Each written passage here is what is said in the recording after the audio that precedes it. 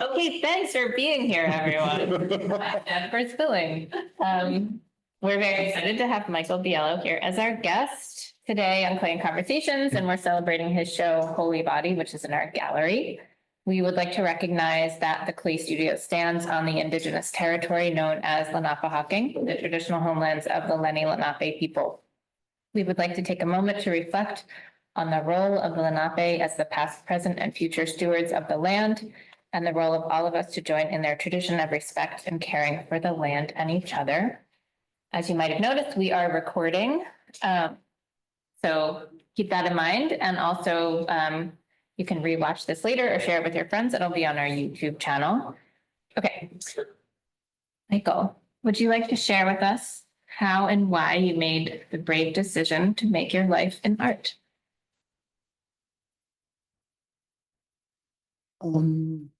I feel that I had to, and I didn't have much choice in the matter. It just sort of gives me life and breath and air. I mean, my mom did too, and my dad, but once I was out of that belly, I think it's the creative spirit that kind of carried me through to here now. And that comes from, I mean, I'm saying that because my life was pretty beautiful at home in an Italian Catholic family. But outside of that, it was difficult and bullied and kind of quite horrible. Of 12 years of Catholic school, and, you know, imagine like a first grader in a suit and a tie and for 12 years. So I won't talk a lot about that, but I think that the bully thing comes from just me being somewhat different, and I didn't know that at the time. I was just being me, and I think that's part of me being an artist. So I embraced that, and I took it and I fucking flew with it because it gave me the power to kind of do the mission impossible, which is to live your life as an artist. So I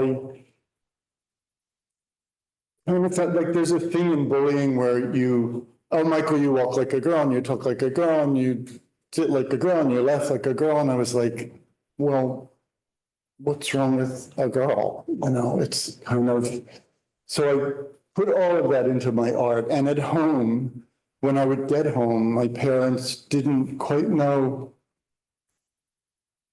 where else to put me, because that's just where you went as an Italian Catholic. So my mom would say, you have 8 more years, you have 7 more years, oh, you have 1 more year and then graduate. But at home, when I would get home, there was in the basement a space for me to be an artist. There was a sewing room and a carpenter's room and little cigar boxes with all things in them that I could work with and make things. And it was the joy of me and my breath. And it's what got me to be able to go to school the next day, because I would make something beautiful. And so in a way, art found me. And I am grateful for that every single day of my life, even at 73, because I still walk into the world and feel sort of as an empathic kind of person that there's beauty out there, but there's also bullies, you know, if not to me, to others. So I put that into my work, and I, through that, keep creating what I feel is beauty. Yeah, it is. And, you know. Do you remember when you started going down to the basement to make things, or did your mom or dad sort of lead you down there and say, like, well, why didn't you try this? Or was it so far back that it's just like, well, the sewing room was my mom's. She worked as a crossing guard her whole life, but she was she made coats and hats and for her and my sister, and I would be like, well, Mom, what about me? And she said, well, I don't know how to make men's clothes, but I would have worn girls' clothes. I mean, I didn't care. I just wanted to. So that was there. And she opened that to me for whatever I would watch her sew. And Dad's workspace, factory worker, but downstairs he had a tool place and he built things. So those spaces were here and there. And then in the center of that was me. And they would give me things like, I don't know, to work with. They'd give me scraps of things and I put them together. And I had in that world, I had a zippered case of puppets, hand puppets. And Mom would always make different bodies for them. So I would put the head on. There we go. And they were my people. My family of 18 cousins who all lived in the same neighborhood. And my puppets and my art. So they contributed supplies and just let me do what I did. Great. Yeah. Do you remember a time when you realized that you could be an artist as your life? Because I assume when you're a kid, having a mom who's a professor and a dad works in a factory, you probably didn't know that people were artists as a job. No, I didn't know, and I did it. Cousin Fred, Mike. Oh, thanks. That's my husband there who sort of helps me to, remember things because it's a big life. I mean, we all have big lives. So I was always doing it just because it's something I felt I had to do. But there was a point when I was graduating from 12 years of school that I went to the guidance counselor and I said, I want to go to an art college. And they were like, we don't know any. St. Joe's, Not in Philadelphia. well, St. Joe's College has art and so on. I'm doing it like a Catholic. So I said, just go be a priest. So I went to like seminaries and I was looking at them and they were kind of sexy and for a nice dresses. Boy that was just, not finding his way, but more years of that sort of dark, shady stuff. And a cousin of mine who was about 5 years older, Fred, he was in college here in Philadelphia at Huston School of Art it was. And he grabbed me and he said, this was 1969, out of high school, we're going to Woodstock. And I was kind of like, so I got in the car with him and another cousin and we went to Woodstock. I would say that. It changed my entire, I saw like a world of no ties and suits, actually like naked people dancing and singing and crying, and there was a baby born. And so it brought, and then he said to me, and Fred said to me, we're going to go make a portfolio and we're going to get you in this school. Again, my family sort of comes to the rescue, and we made a portfolio and I did PCA, University of the Arts. So I always knew it, but that's probably the moment I'm getting this minute that it maybe was Woodstock. I mean, that's a pretty darn good answer to that question. I don't think I've ever had anyone say, well, Woodstock, I went to Woodstock. Because there was music and art and theater and peace and love and all those good things, and towers falling. And my mom was like so worried because she's on TV, you see mud. Yep.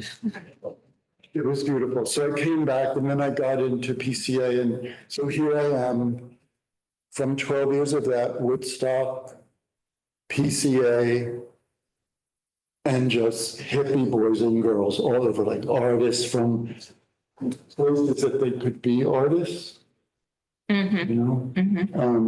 So, and then I became pretty popular there because they always wanted to go to my family because mom made like pasta. She made all my girlfriends like dresses. And so it was, I fit right in. It was good. And your family continued to welcome it all. And Yeah, I mean, my mom would always say, you need to find a career that's going to support you. And I don't know. I think you're You doing could fine. teach, you could do this, you could do that. So It's hard to. I was just driven to do my work. It's, I can't stop, until I guess I do.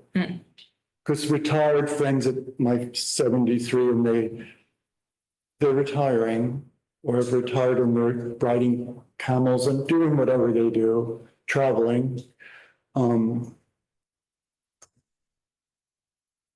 Right. I guess I travel through my work. Well, and you've been doing the thing you love all along. Yes. So, And there's been really times if I'm, waiting for my art to sell when I've had some great opportunity in both theater and visual art. When it's not there, you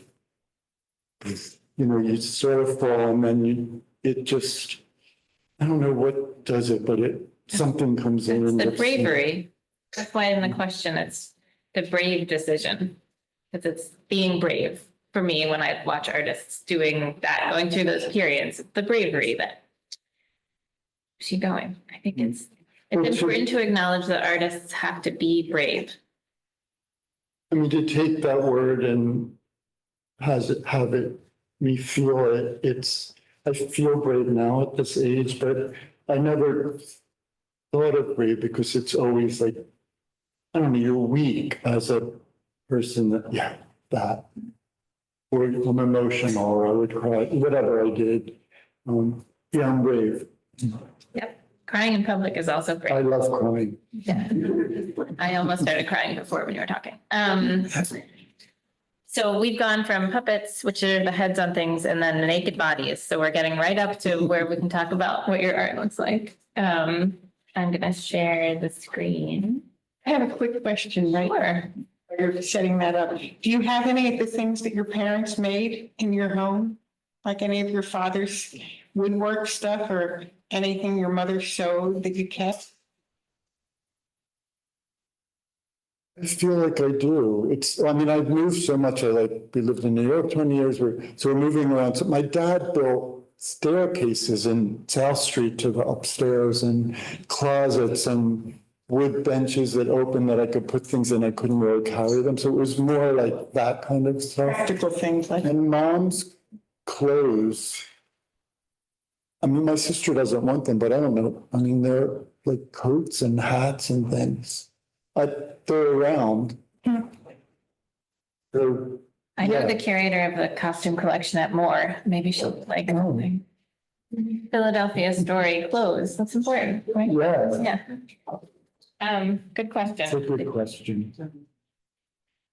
So we do have a video. We could start with the video of some past performances if you want, or we can start talking about the series of photographs.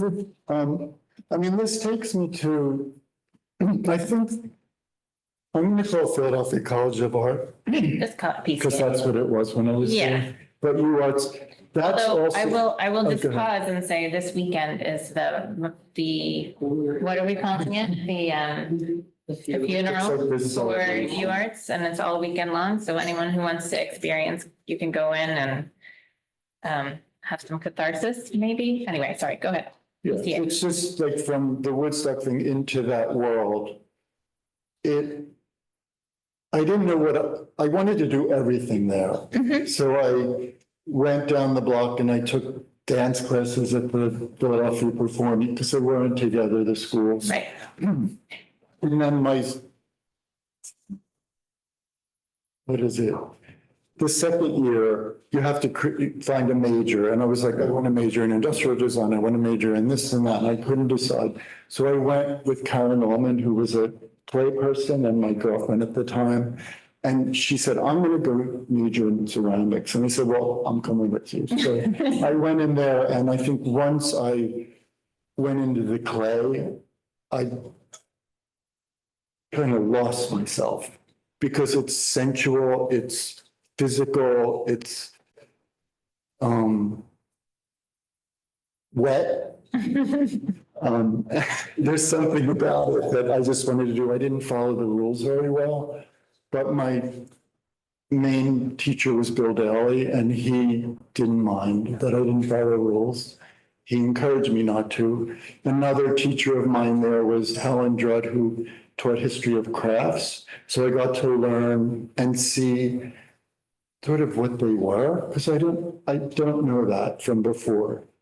And they were colorful and beautiful and porcelain, translucent things. So I just want to say that before I go into the work, because Bill and Helen kind of took this 12 years of Catholic school person and just gave me as a gift.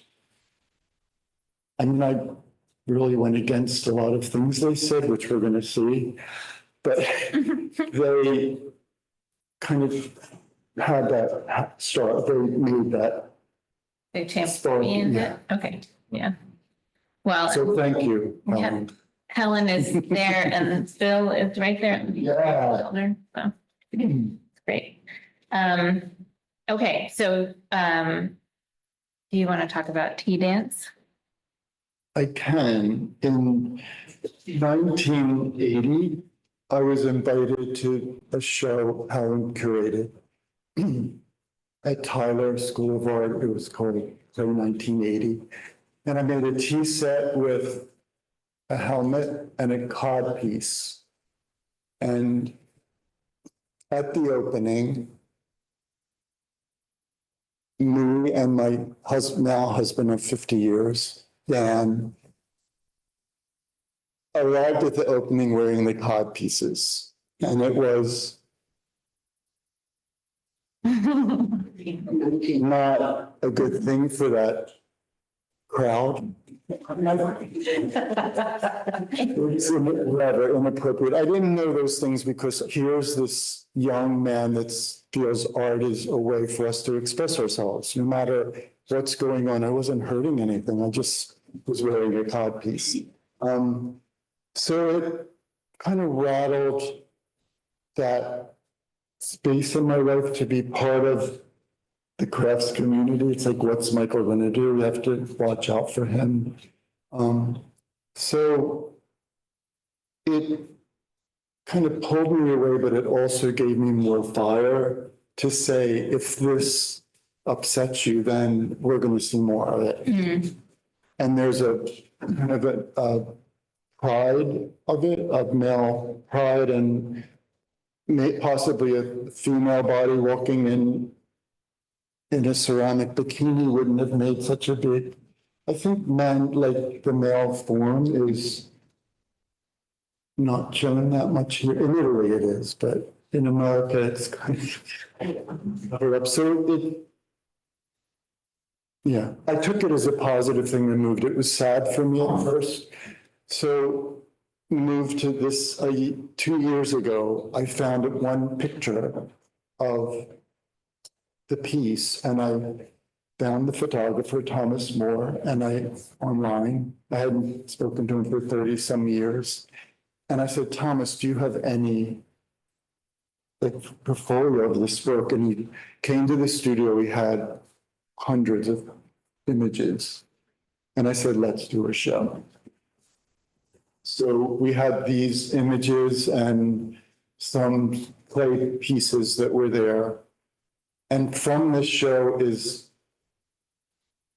kind of bringing the past forward into now, where maybe it's more acceptable. It's still, to me, it looks like today. It's more acceptable. It's opened up these new doors for me as a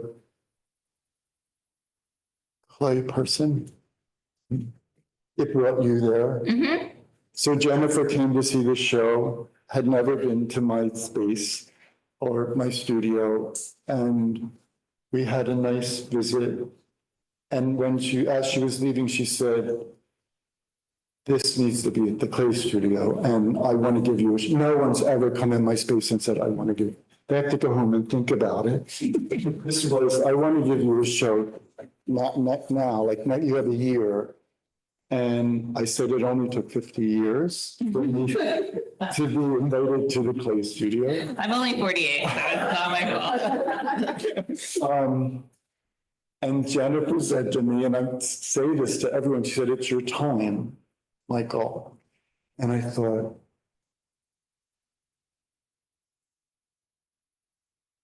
I'll take it. You know, Yes. it is my time. Like, I think 30 years or 20 years or 40 or 50 or 60, and here we are 73, and I'm here, and it's really kind of, I'm celebrating this. And it's by doing that and giving me that opportunity, it gave me space to make a whole new body of work. So all the men that I were making, which were like 12 inches high, have become sort of this, you know, they're just new characters, and I feel it's the beginning. And in that, I want to say that when I look to apply to shows and it says emerging artists, I think artists are forever emerging. There's not an age or a time or a color or a gender. I'm emerging, you know, but yeah. Yeah. So I'm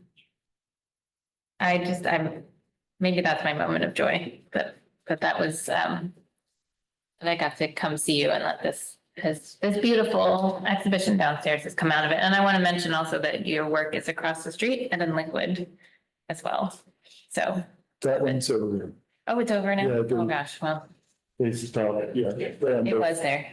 It was nice to have it on both sides of the street. That was great.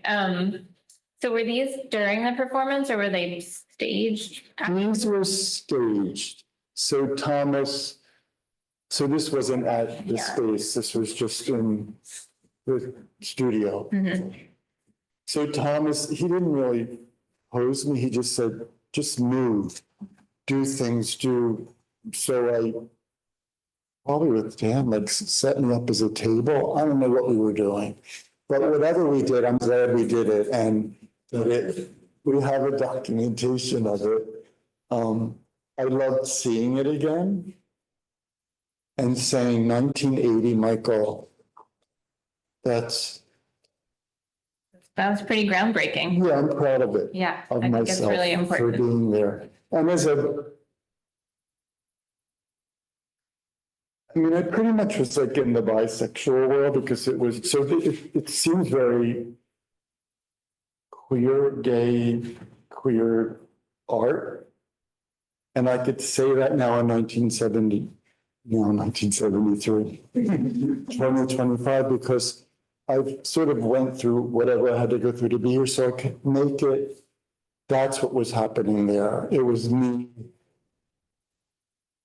coming out, and I'm coming out again through it in this time. Wonderful.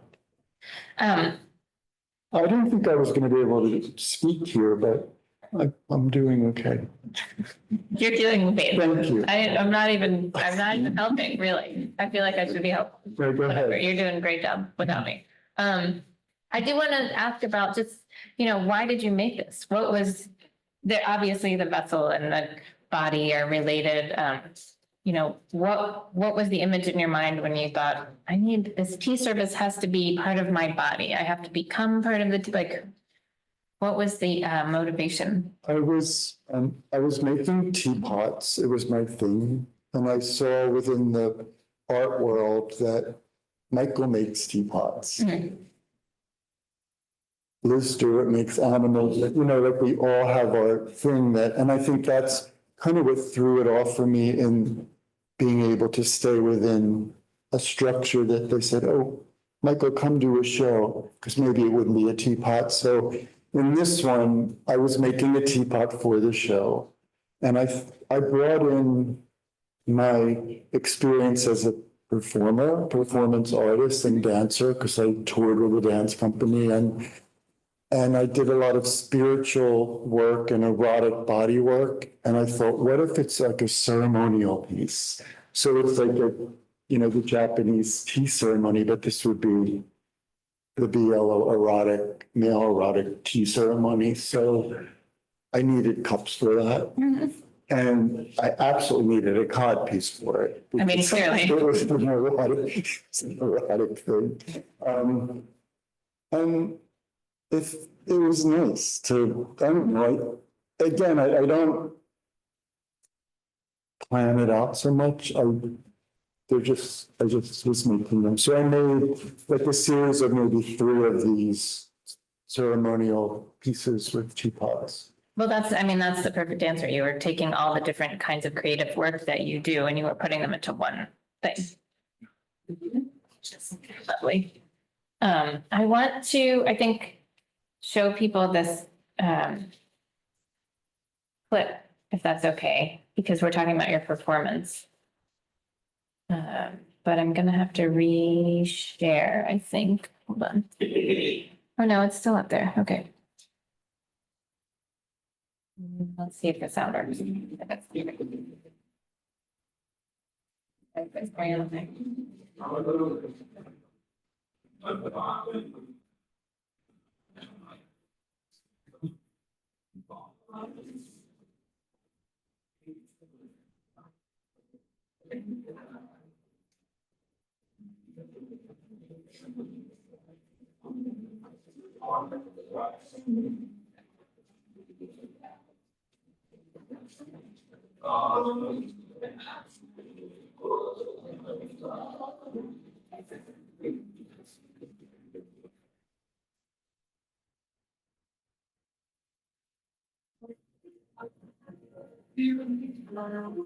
Touch my heart,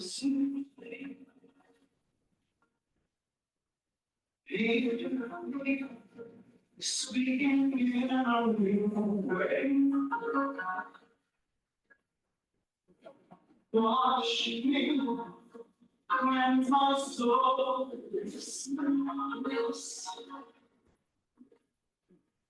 Love me like there's no reason.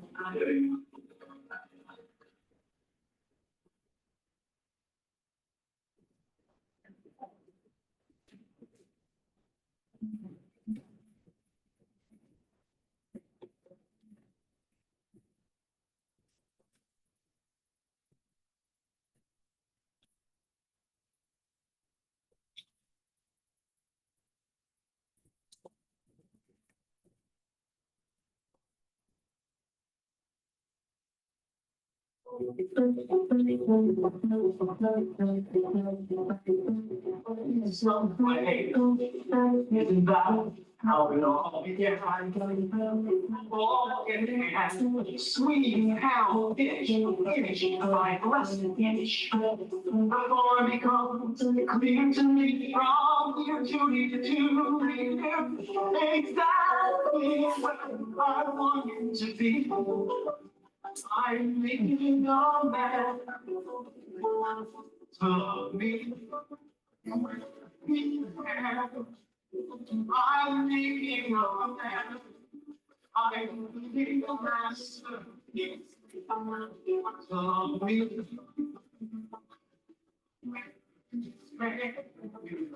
I'm making a man.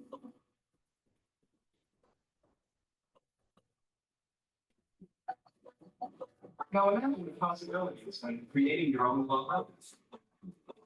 Sculptured line, graceful spine, perfectly balanced both body and mind. Blend the perfect color here, a little verbatim. Remove the excess and caress. We'll go both ways, no role playing here.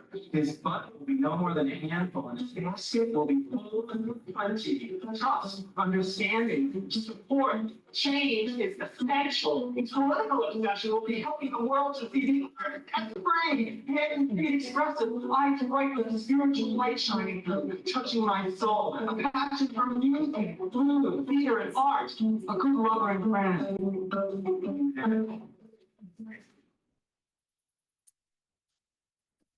Well, Very powerful and really helps, I think, contextualize. So those are, Dan is a composer and I write the lyrics, so we also write musicals together. So the songs are work that we've done in forever for 50 years.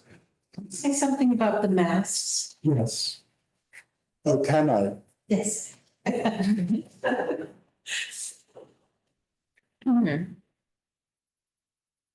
Now that they come to my, I mean, when you ask that, I feel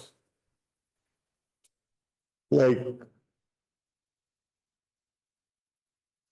it's, as the cod piece is, it's like a protection of some kind of the vulnerability of me as a man, I guess. It's not hiding because the face I'm using is mine. The mask is a life mask that I made from, but it takes away the expression because I don't know if it's the Italian thing in me or what, but I'm like this a lot. So that, how'd you be able to just see just a quiet face of me? And when I put it on to perform, it really takes me into my sort of center and heart because it, again, it just, the protection of some kind is what I'm getting. And it's sculpture that moves, you know, it makes it like live sculpture. And it transforms you into your performance. So Yeah. there's another one.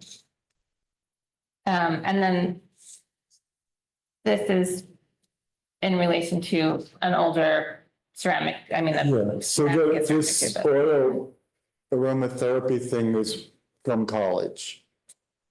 So when they said make 12 cylinders, I came in with that, you know, I just did whatever.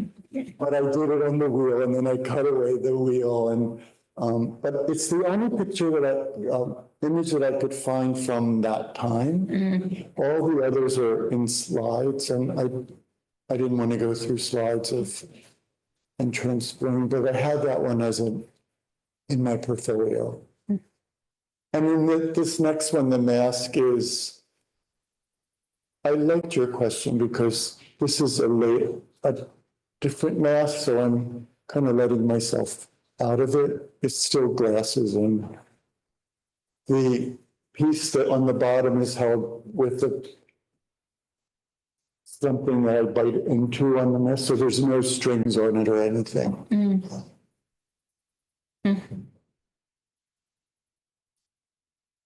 The terrain is from another show that Helen invited me into called Soup, Beautiful Soup, that was at the Campbell Museum. And this was a really early, like 80 again, which gave me the opportunity to create this. I was doing functional work. And do you want to talk about the stripes? I'm obsessed with stripes. This morning I was like, should I wear stripes? I thought about only wearing black and white, but. Well, it's better for this. I'm not sure what it is. I feel like it's a classic thing, like in Italy, when I see pictures of there are buildings that are just black and white straight marble, and it's powerful to me. It also breaks down that maybe, I mean, I'm just with that question, like the whole black and white thing. It's just together, it makes a pattern that works for me. And it, I like how it changes depending on the curves and I don't know, I like them. This one particularly reminds me of the, I can't remember what it's called. Did we talk about this, Bradford? The ships that have the Dazzle.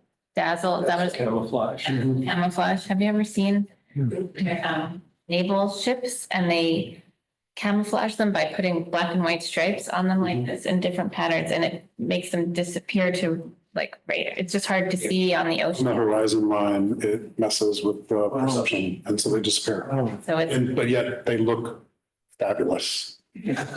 when you see them. So it's another way to to hide in a way, but it's a fabulous way to hide, sort of. I don't know. So it's like related to the mask idea of, Yeah. and you're doing that in a way because you're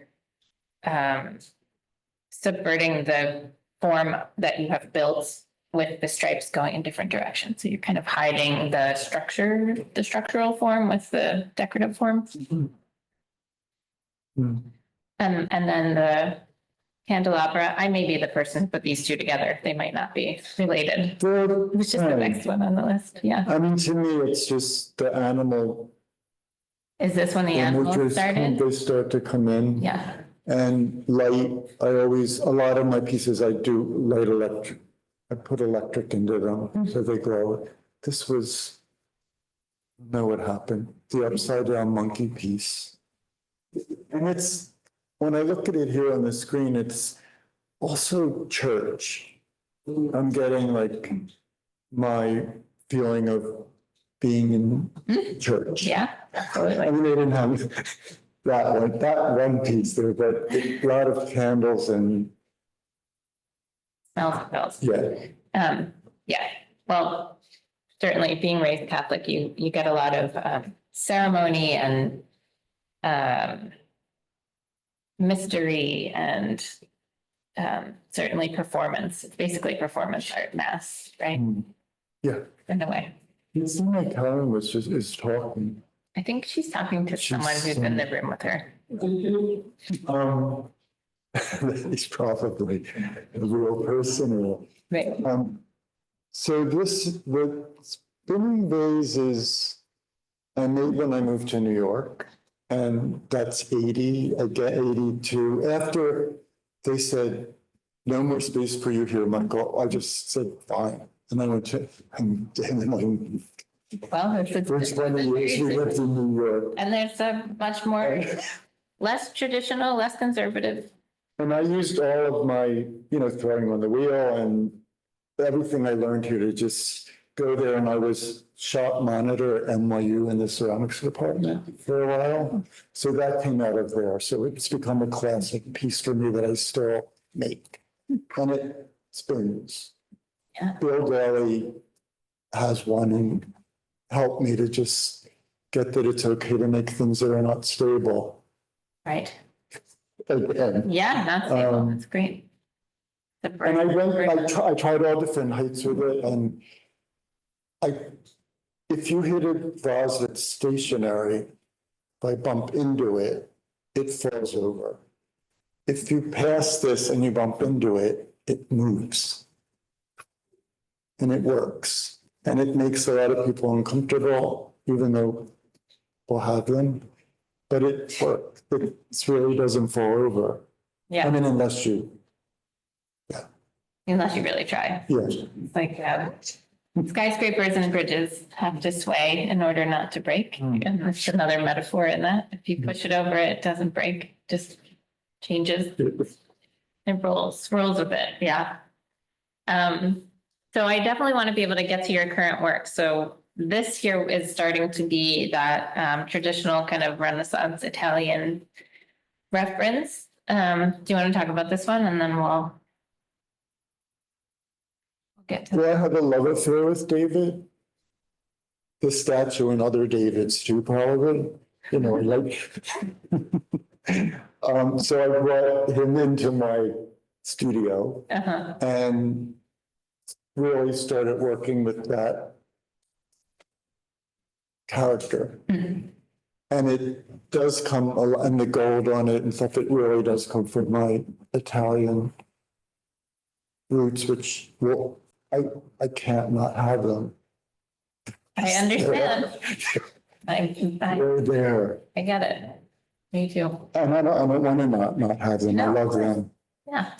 These were living in New York. So like a new thing was happening for me there with, and I had galleries that I was showing at. So it opened up a new world for me that I could be. And here I was collaborating with Raymond Okoli, who's a silkscreen artist. And we silkscreened on clay and they're altars. here, church, again, to me, it's like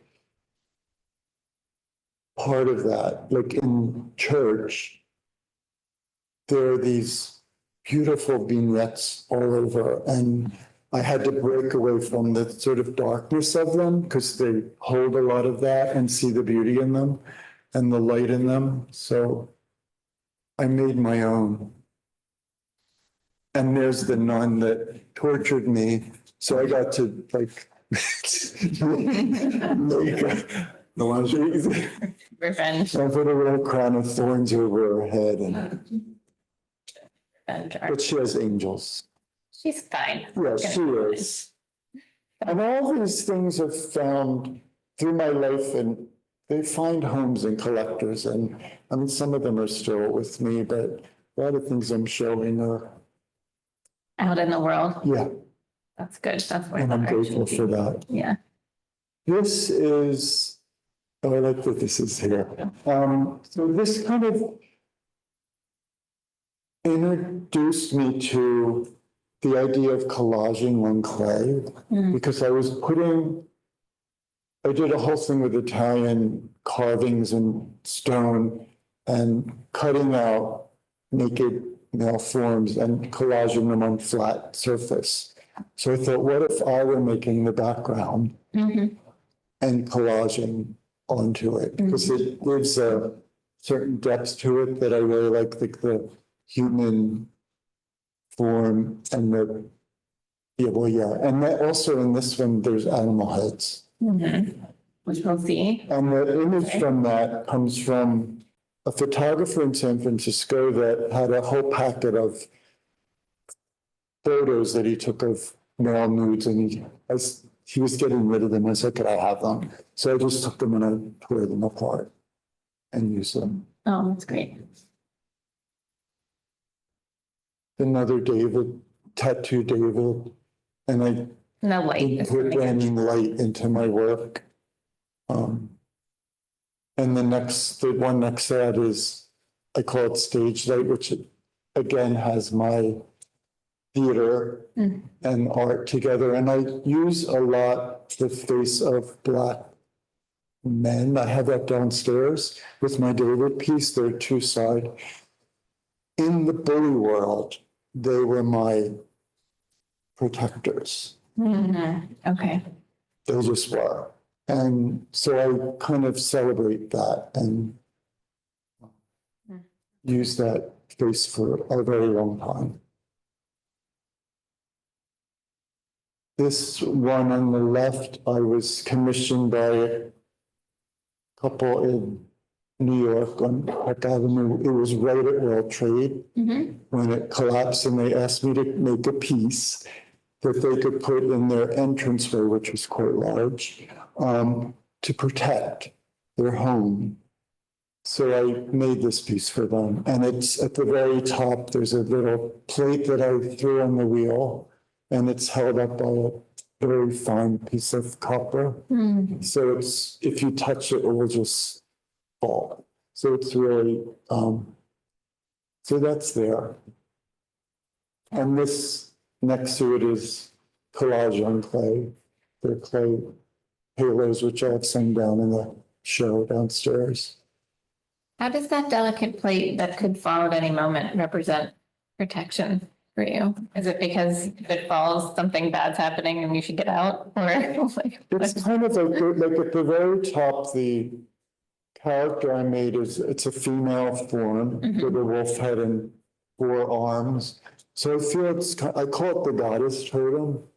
So it's, no matter what's happening around you, there's a spirit guide of some kind that will catch you and protect you. So it's this male form with the light and light to this balanced goddess at the top. Because I mean, women to me are, he's holding up the spinning plate. yeah, Yeah, okay, I get that. they are, So, yeah, I think this is the last one we're showing. I'm doing a whole series of eggheads now and writing words on them and using the alphabet. I have a little bit of dyslexia, so words jumble sometimes when I look at them. And in school and also still, I get fixated on the shape of a letter rather than a word that it's saying. So I'm playing a little bit with that. Got it. Well, it's not the last one because I wanted to show the pieces that are in the exhibition. So I think we'll go through these fast and then we can go back and choose a couple to talk about. Too much more time. But people can get a sense. If you haven't seen the show, this will give you a sense of what's there. And now that we've had that wonderful context, you can really see through lines and the animals and the mask and performers holding up balancing things. Some of these spin. These are the two protectors for the David Nardi piece. And there's your mask. And we can talk about that one in a minute. This is a great wall piece, and I just wanted to add that, you know, it's images from the tea dance, right, that are collaged with some wonderful Renaissance images. And then there are 9 of these rings that hang on the wall that are ceramic with images collaged. And then I just put that one there to show the connection to the top right.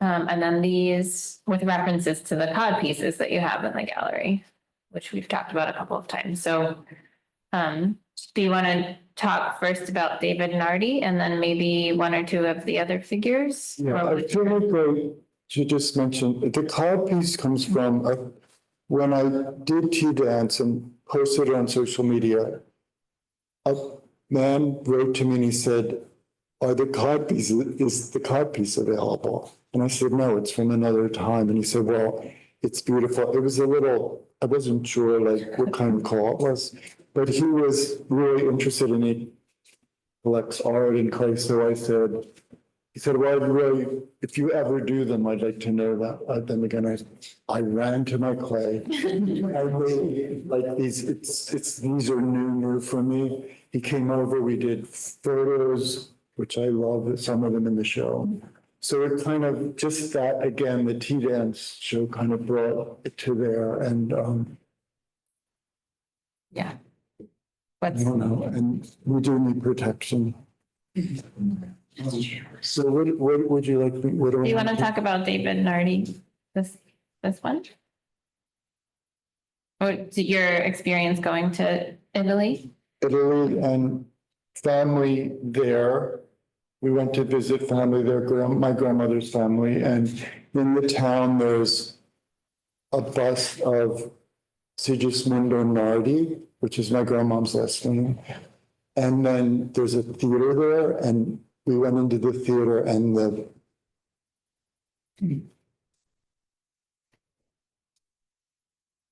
beautiful.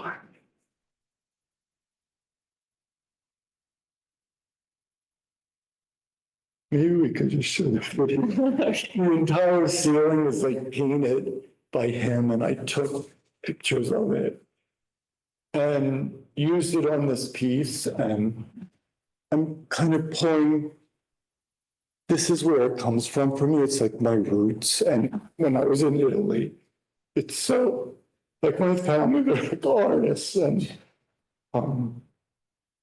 You found that the roots of your art are in your I know it's there. It's yeah, but to see it on the ceiling. well, the ceiling and just a bust, you know, like a bronze bust. So this was the best. Yeah. So this is new for me too. So I brought that into this show. This show's been a gift. Thank you. It's a gift to us. And a little to what was said earlier about the, like the clay studio. It's I've known it for 50 years and I make things for this small work, whatever, that box show for 50 years. But I've never had my work here and I've never made anything here. And I feel I'm part of it now. I'm part of the family and it's my time to do that. So it's may open this for me. That's the best thing I could possibly hear. And I feel it's a gift that you're sharing your art with us. Thank you. people can watch the video. I just want you to talk more, a little bit Oh. more, since we don't have too much more time. People ask me, why are there rabbit heads? And I said, I don't know. And I was sort of embarrassed that I never asked you that. So can you talk about the rabbits? Yeah, I mean, what does everyone ask that question? I don't know why I never had I'm a city person, so I never had a rabbit or even probably saw a rabbit. I mean, I saw them at Well, a in zoo. my Italian family in Brooklyn, my grandfather kept a rabbit downstairs because he was going to have it for dinner. So my cousin, I should not tell this story, sorry. My grandmom had she was had not- a turtle in the basement for. Yeah. So I don't know. I'm sure that's not what's going on. What is? Well, it's Italian, you know, it's like an Italian. So what I make up, because I did have a puppet that was a rabbit. Well, yeah, your puppets, right? And you made different bodies. Yeah. I think there's something magical about them.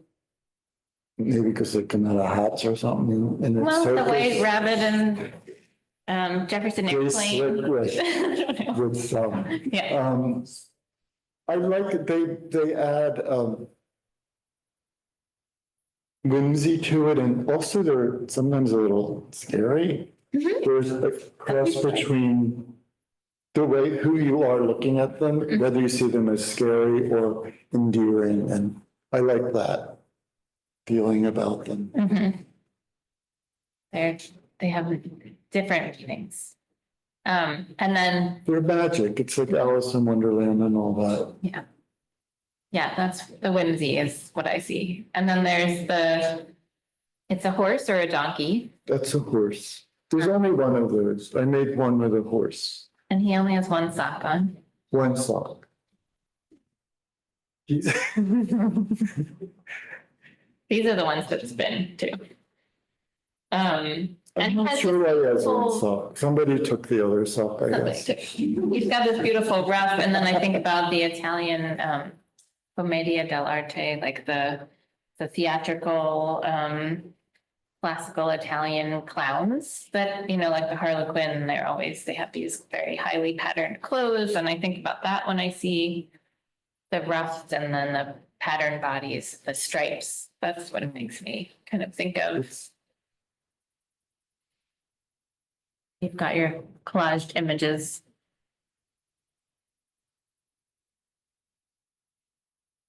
Yeah, that's probably the first of that form that I started putting the paper on, the collage. And the others are more handwritten. And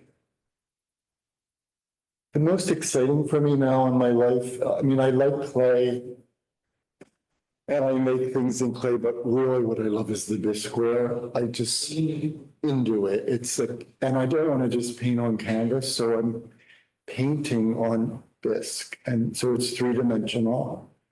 It drinks the inks up, and when I write on it, or I did all my glazing and mixing glazing, and for so many years, and now I just want to try something different on it, and collage them and paint them and scribble on them.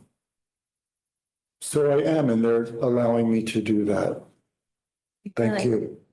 Vessels of all different ideas that you've had over time. They're allowing you to express all different decorative styles and ideas and things. I want to give you a chance if you want to say anything else, but I also want people to ask a question if anyone has any questions. We have some online. Jennifer Martin wants to know why the hands are positioned one front and one back. So the form is I made a mold of different parts of, I got an acupuncture character doll, and I cut it all apart, and I made molds of different parts of the body. And on the main form, the hands are like that because it's for the acupuncture, it's showing the points on the back of the hand and the front of the hand. And I didn't really want to change that until I started to for the show kind of cut their arms up in different pieces and have the ones that are dancing, these. So these are new. Jennifer, that question that you asked was, I started thinking, you need to change their arms because they seem very still. So then these started to happen, which is what I'm doing now. I'm doing more of them, and some of their arms are longer, and I'm just playing with that feeling of them. But the form of the front and back was from the. I'm noticing here they all do have sort of odd sock things happening, either missing one or a sock. Like seeing them on the screen. Yeah, seeing them.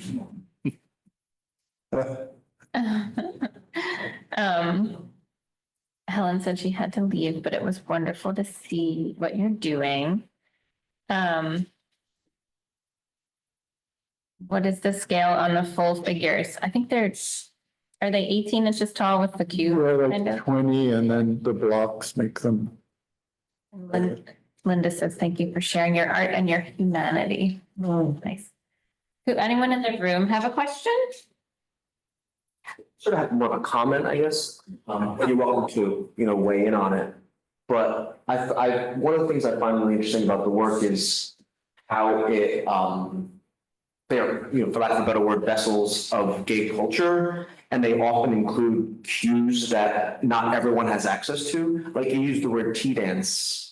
And yes, it was a tea dance, but being a gay man, I know what that also means, and I just think it's, especially in the political climate we're living right now, it is radical to include and preserve those ideas in your work.